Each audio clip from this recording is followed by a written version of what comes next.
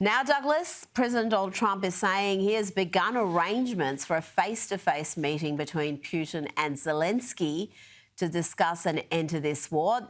Douglas, that would have been thought unthinkable not too long ago. It would be astonishing if that were to take place. And do you see that sort of meeting being possible?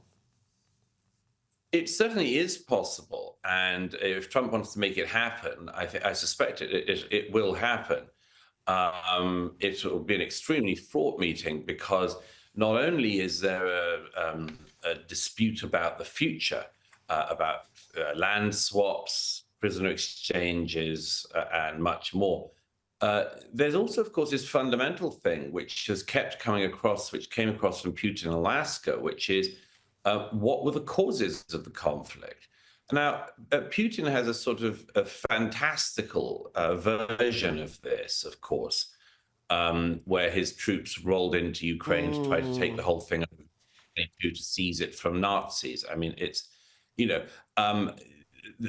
Zelensky, of course, is in this position of representing a country that has been brutalized by Putin's aggression, totally unwarranted aggression by Putin.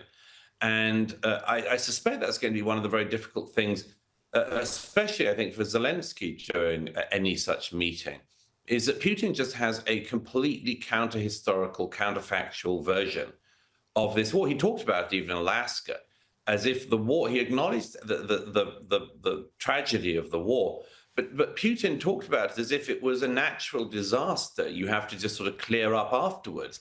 But he is the disaster. Putin was the hurricane that tried to invade and overrun his neighbor. So there'll be a lot of problems at any face-to-face meeting, even before you get on to the issue of how you actually get to a ceasefire and some kind of permanent agreement. Now to a story by Christopher Rufo, who does fantastic work in exposing the worst of academia. He reports Harvard University's Center for Middle Eastern Studies is co-sponsoring an event featuring Sami al-Arian. This is a man, Douglas, who has pled guilty in the past to providing assistance to a US-designated terror organisation that specialises in suicide bombings. What is Harvard thinking co-sponsoring an event like this? It's so crazy. I mean, Al-Arian is somebody who's been on the radar of a lot of us for a very long time. Why any student in America should need to get suicide bombing instruction or terrorism encouragement from such a figure, I just don't know. And it's utter lunacy of Harvard at this stage. I mean, it's involved, perhaps as the most prominent university in America to be involved in a struggle with the Trump administration over precisely these sorts of issues. It's just madness for Harvard to host something that's provocative. But you go back to that root question you and I have talked about before, Rita, which is like, what do these institutions think they're for? Like, what does Harvard University actually think it's for? What do these universities think the purpose of a university education is?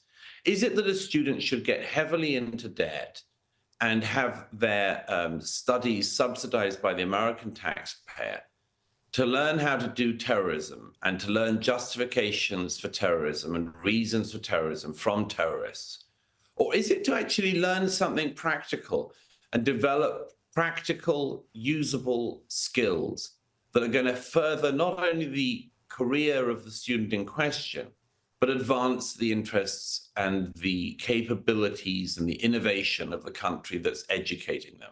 Like, what is the point here? And it seems to me, as it has to a lot of Americans in recent years, that places like Harvard have just completely lost the plot of what they are actually there to do. And nothing can exemplify that more than something as preposterous as this. They will, of course, at Harvard cry free speech.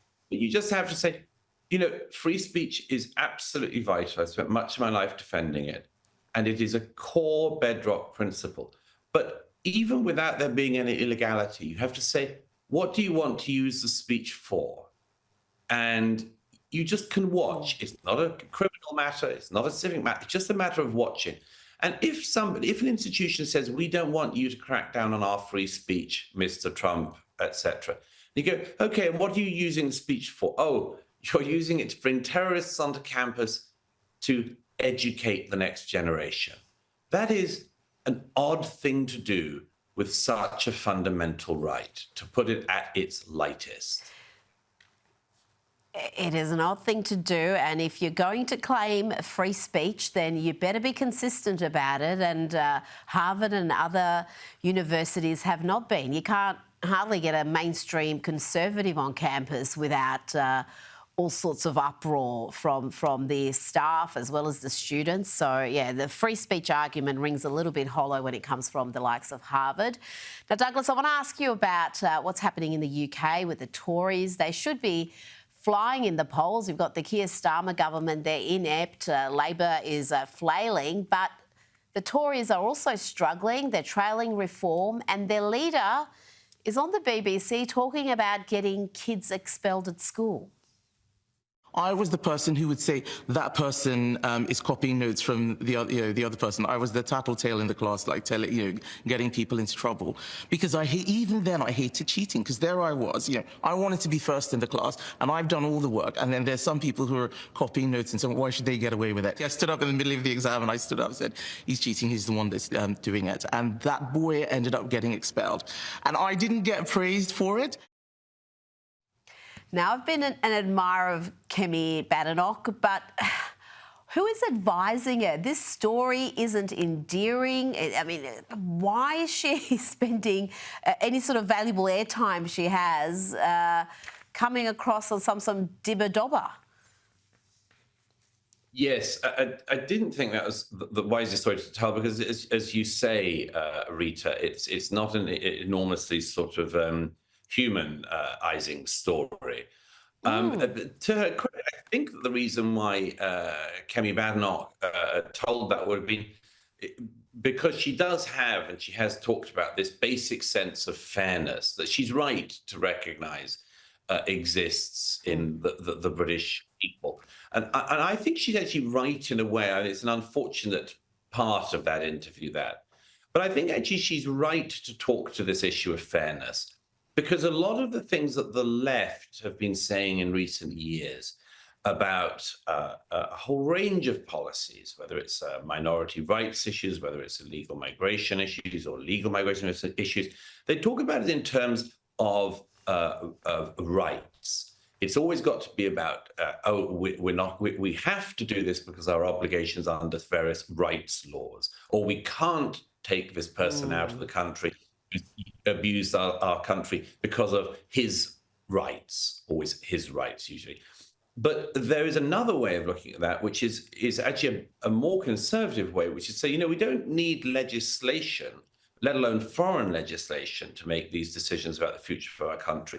What the British people seek, I think, like the Australian people and the people of America, they seek fairness in the system. They want the system to be fair. For instance, that people who have paid into the system are given priority over people who have never paid in when it comes to taking out from the system. So, yes, I agree with you, Rita. It's not the most endearing story. I don't know who did advise her to tell it, if anyone indeed did. But I do think there's a theme of conservative counterattack in there somewhere, which is worth picking up.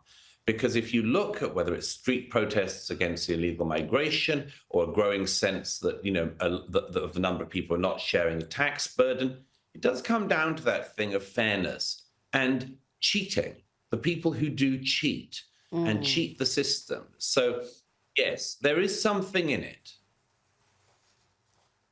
Douglas Murray, thank you so much for your time tonight. Such a pleasure as always. Thank you.